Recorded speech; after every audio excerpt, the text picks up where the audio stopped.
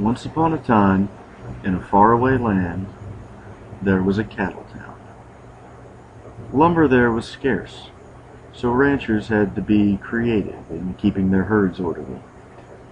In time, this led to the fencing in of cattle becoming a matter of personal pride and friendly competition.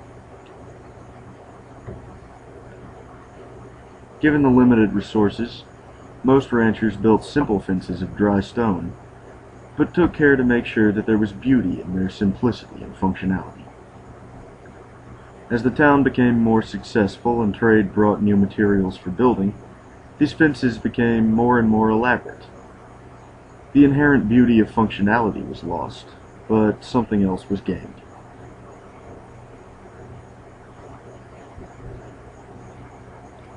This went on for a while.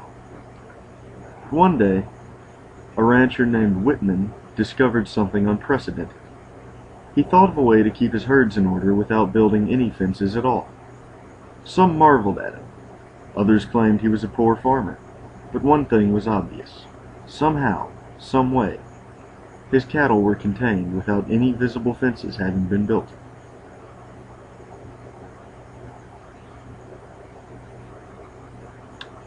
In this town, many ranchers were lazy.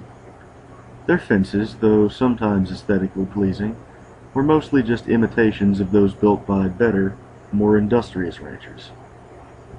When they saw the praise that Whitman was getting, these lazy ranchers attempted to imitate him as well.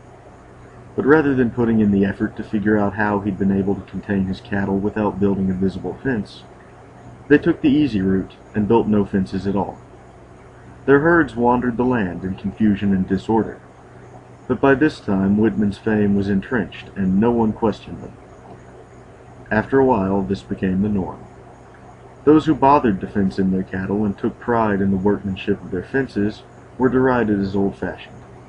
Those who accused the imitators of being bad farmers were shouted down as not knowing anything about ranching. Meanwhile, the beef industry in the area quickly collapsed.